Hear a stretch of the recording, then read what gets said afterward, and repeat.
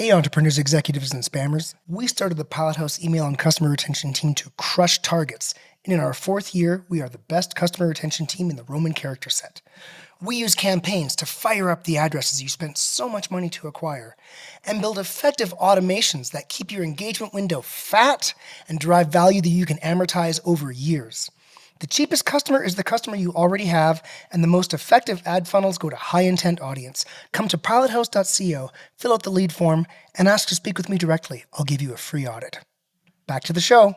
In the inbox late night, glowing screen, see the light. Email, everything feels alright. Sneaky tools that grow your list. I just want to give my honest thoughts up and down in how these tools interact with your business. The most common sources of spam complaints in anyone's system are welcome, campaigns to recent prospects, and checkout abandon. Wait, checkout abandon? Why checkout abandon? Because don't do a 4 or 5 email welcome flow. No, if they're not into you after welcome 1, drop it. What do people do when they go to e-com sites? They click on a product. An hour later, you got a browse abandoned email. Whoa there, cowboy.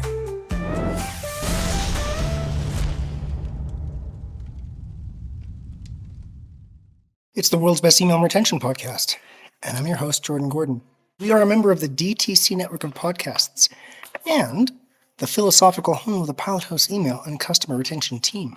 If you want to make the sweet nectar of low-cost revenue a big part of your digital ecosystem, then follow us on your favorite podcast app today. This time we're going to discuss these sneaky tools that grow your list. I won't mention any product names or service names in the pod. I just want to give my honest thoughts up and down in how these tools interact with your business. Okay? So these tools, look, some are good, some are bad. I don't want to endorse or unendorse any single one, so I'll just keep it general. They work such that some consumer has, at some point in the past, clicked a little link that says, yeah, I agree to have partner companies of you advertise to me through email. They've agreed not to a specific brand, they've agreed to any brand that's partnered with you, and there's little checkboxes and little web forms are all over the place. And these companies are farming this permission. I would say technically that's legal. Some people wonder if something will change eventually and that'll just go away. But I think, if the services run under the radar, there's bigger things going on in regulation right now. So someone agrees, yeah, I'd like this advertising. And then they go on the site, and these tools have a little kind of pixel, a little JavaScript on the site that's listening. And the device, when it said, yeah, I agree, the device is fingerprinted. What is device fingerprinting? It's like you've got an iPhone, and it's, iPhone 15 or whatever number it is. But it's completely unique. How is it completely unique? The apps you have installed, the settings you have, blah, blah, blah, blah, blah. All those can be put into a hash or a checksum or something like that to say this is this device. And there's nobody else who has the exact same device settings as you. It's one of those things that's practically impossible. So the device has been fingerprinted, and that little JavaScript is running, and it says, oh yeah, here's a device that I've fingerprinted and gave permission in that little checkbox, and any of our associated little checkboxes all over the interwebs. So I have permission to send, which means nobody subscribed, nobody gave permission to send to that brand. Someone just shows up and they start getting emails. Now, when I first heard about this, this is years ago now, when I first heard these services, I thought, when I first heard of the effect, I said, that doesn't work. How could that work? And then eventually, I found, here's that service that's doing that thing. On a personal note, when I remember the absolute hell I went through during Castle, CanSpam, GP, whatever the European one is. Oh my God, the compliance that I had to do earlier in my career as an email marketer was horrible. And so to have these products now mainstream after going through all that is just like, life's funny sometimes, right? Life's funny sometimes. So the company has permission to send, and then they will start by sending a welcome email. You'll end up in a list, right? So you can get campaigns. You'll be just, lots of segments can pick you up. And yeah, you can get like a browse abandon, cart abandon if you qualify. And some of these services also have things similar to what Triple Whale is doing. If you can go back and watch our Triple Whale episode to understand these services that extend how long someone is cookied. It's not actually cooking anymore, it's fingerprinting, so that you can remarket them through site abandon, browse abandon, cart abandon. So that's going on too. One, they're adding people to your list, and two, they are increasing the total audience of people that can receive abandonment emails. All right, that's the service. That's what a number of these services are doing. Now I'm going to just speak freely on what I think, and if you're considering one or if you are using one, etc.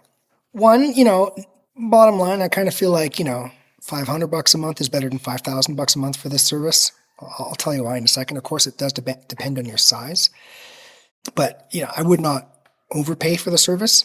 Here is how I would set it up and how I do set it up. If you do the cost benefit, the decision is to use the service. Okay. Give them one welcome email, and put them through checkout abandon, cart abandon, maybe browse abandon, maybe not. And how do you decide the yes or no? You look at spam complaints. All right? We've researched this to death, and we know very well.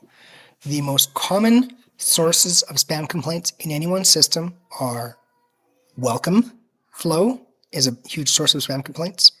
Campaigns to recent prospects are a huge source of spam complaints. And checkout abandon. Wait, checkout abandon? Why checkout abandon? Because checkout abandon, the way Klaviyo works, we're talking Klaviyo here, but other systems are similar. It's got a little thing listening for email addresses on the site, a little JavaScript guy. Someone types in an email address, hits enter, the JavaScript notices it's going into the session, pulls it, sends it to the sender, and it's recorded. It farms every address it can, whether or not that address gave permission. So checkout abandon is farming every address from someone who doesn't subscribe but goes in and starts at checkout and sending the checkout abandon. So people will go, what the hell is this? I didn't subscribe to this. They'll hit spam. People who end up in welcome in a perfectly natural way. Welcome email 1, okay, yeah, right? Okay, I got my coupon. And after that, look, I just wanted my 10% off. They hit spam. Recent prospect campaigns or campaigns sent to recent prospects. Same thing. Hey, I just showed up for whatever. I'm kind of done with you. I'm just going to hit spam. That's where the lion's share of your spam complaints come from. And once people have made it out of your recent prospect segment, they've been through the gauntlet, and they're much less likely to hit spam. All right, so let's take everything we just discussed there and put it on steroids. Because you're like, wait a second, I just showed up at this brand. I just went to the site and they're emailing me. So in analysis, I'll say on the downside for these services, you can have crazy spam complaints, right? And so, we have specific playbooks to set the account up to make sure that spam complaints aren't a problem. I'll say quickly that when these services first came out, some results were horrible. And just like absolute destruction of sender reputations. Now, that's improved, and I think, realistically, the companies had account management teams, and the account teams, like most people in the world, probably didn't know how email works. You get out, you get your first proper job. Hey, I'm on the account team for this weird startup, right? You set things up wrong. You learn the hard way. I learned the hard way myself. I definitely damaged some sending reputations early in my career as a young buck, a young 4-point buck trying to make money for my brand. So I understand what happened with them. Point is, though, that if it's set up wrong, it can damage your sending reputation because it drives excessive spam complaints. In accounts that I've looked through, I've been like, oh, the majority of spam complaints for this account are company X, right? This company that's farming permission off-site and then using that permission on-site so that someone can receive emails without actually subscribing on site.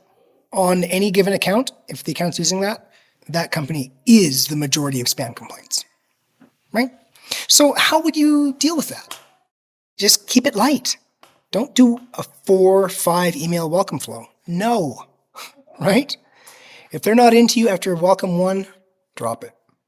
Don't send them a site abandon. No, just because they visited the site and bounced, you don't want to do this for a bounce. Maybe not even browse abandon. I mean, imagine, right? Show up at a site, you click on a product, you know nothing. You just show up at the site. What do people do when they go to e-com sites? They click on a product. Pretty common happy path. So you click on a product, you look at it, you look at one product, you leave. An hour later, you got a browse abandon email. Like, the hell? Whoa there, cowboy. It's not a lot of purchase intent in a browse abandon. It's shopping. It's not buy now intent, it's shop intent. So it can generate too many spam complaints. Now, once you've put something in your cart, once you've started a checkout, well, I'll just say empirically, for us, it's safer for these tools. Not all these tools are the same. Some seem to use reach as their North Star. So it's the more addresses, the better. Some use quality as their North Star. They're putting in only addresses that are very likely to convert and not likely to cause problems with your sending reputation, right? I mean, no matter what, the website's not going to say. And I'm not here to promote or demote any one of these. I'll just say they're not all the same. Do your research. What's on the good side? Well, revenue, right? You know, if you're not paying too much and you're logging revenue, that's the whole point. So certainly, let's talk about the quality of the revenue. Let's talk about the revenue. We'll do that one right now, okay? So when you really look under the hood, as always, attributed revenue is different from business revenue. So here's an incredibly common scenario. It's a prolific scenario. Okay? Your device is fingerprinted, and this company knows that you have given permission. You show up on the site. I mean, unrelated. Oh, hey, my buddy told me this is a great fishing rod. You show up on the fishing rod site, and you get tagged. They go, hey, one of our guys, we got permission to send email to them. But then subsequently to you hitting the site and being tagged, the pop-up shows up and says, hey, 15% off your first rod, right? Well, okay, sure, you got permission to send to them through this partner service, but they went through your native pop-up. They're a native customer, and then they buy, okay? They buy. They fill out your form, they take the 15, and they buy.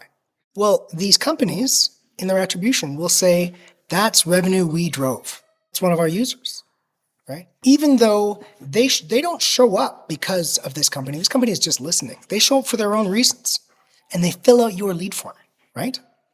And they buy.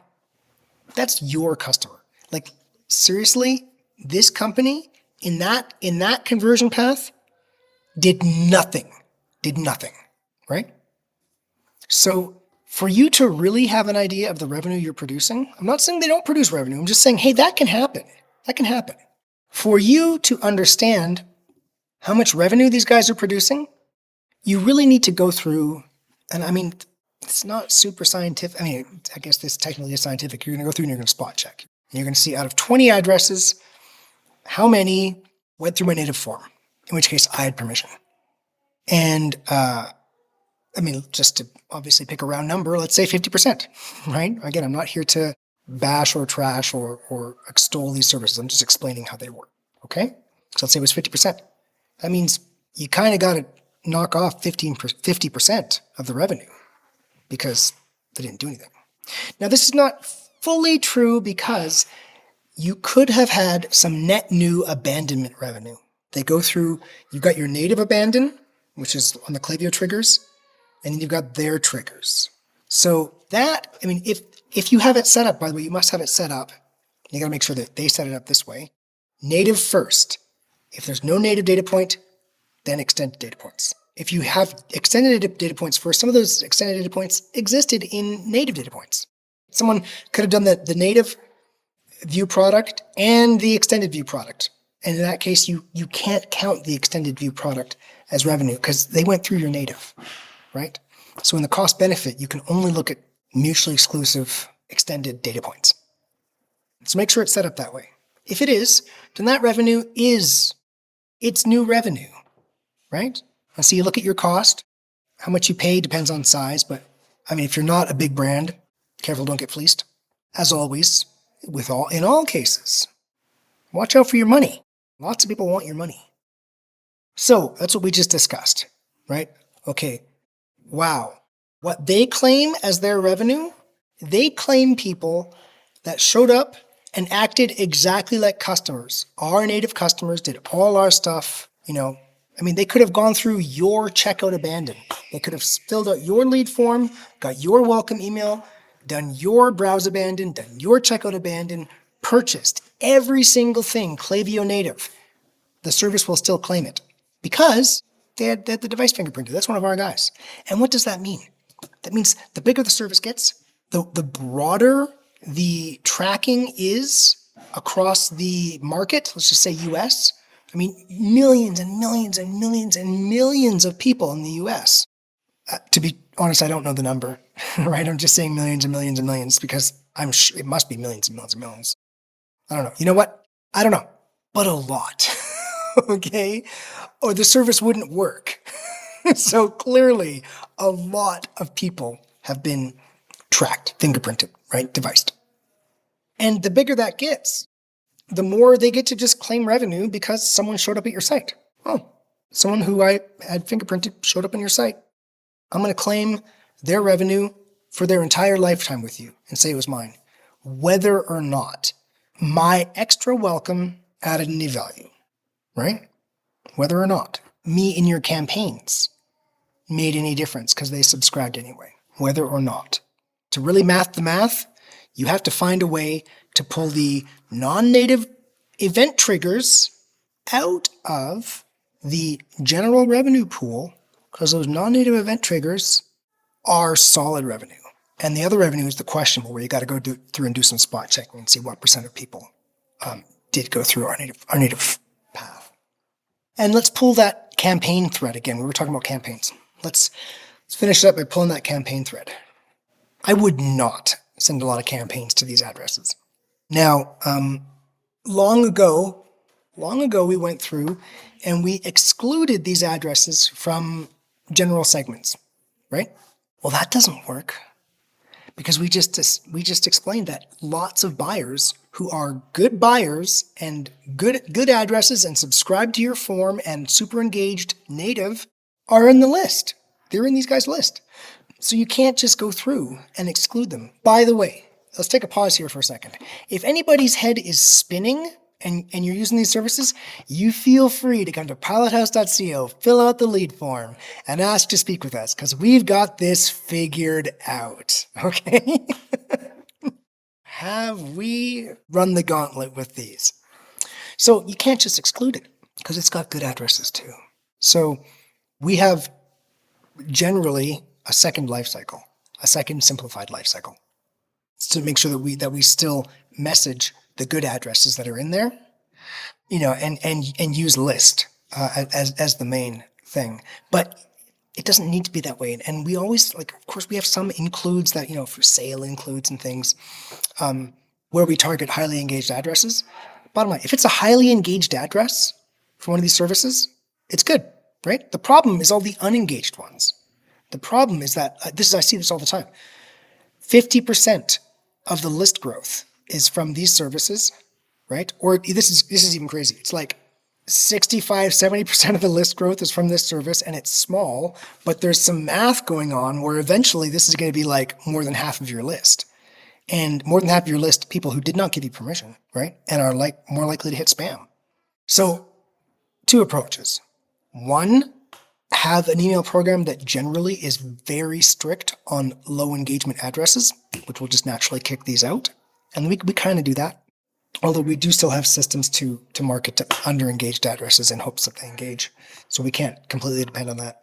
Or 2, run a separate life cycle for these addresses with more strict rules, same thing, more strict rules that will allow the native addresses that sneak into that list to still get marketed to. It's a bit of a hot mess, right? It's a bit of a hot mess, but then let's say you got a client who's like, well, it's extra 10% of our email revenue. You want us to walk away from 10%? No, not really, So, all right, let's find a way to work it out. That's what we've been doing. I think that's it. Enough of a download for you all on these services. So, look, summary, it's revenue. It's more work. I'd say it's like some of the revenue with the highest lift within email. But if you've reached a point where you've your growth is topping in email, you can drive more revenue with this. You have to do your research in your metrics to understand what part of the revenue is real revenue, what part is false attribution, and you should do your ROI based on the real revenue. Get a good account team. Make sure they set it up appropriately. Make sure they set it up such that the extra abandonment flows do not claim events that are native events, right? You gotta put your time in with these services and make sure they're set up right. Most important, put the time into your segmentation and make sure that low engagement addresses from this service, and keep in mind, some of the addresses that are tagged by this service are good addresses. They're low engagement, but they did subscribe. So they're just waiting for the right sale to come along. You don't want to kick them out. You got to make sure low engagement addresses that are truly from this service and did not subscribe are not getting regular campaign emails. Bottom line, right? That's the most important thing. Get those addresses out of your campaigns. Be selective about how far up the purchase funnel with conversion funnel support you're going, because further up the funnel, less engaged, right? Less engaged, higher chance of hitting spam complaints. Yeah, it's one of the more interesting tools in the toolkit of email marketing these days. Done right, it can drive some revenue. It just requires some tinkering. Okay, entrepreneurs, executives, and spammers, have fun spamming. In the inbox late night, glowing screen, see the light. Email, everything feels alright.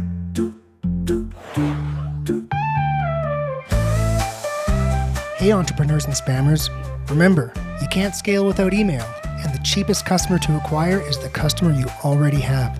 So please subscribe to the world's best email and retention podcast and learn how to make low-cost revenue a big part of your digital ecosystem.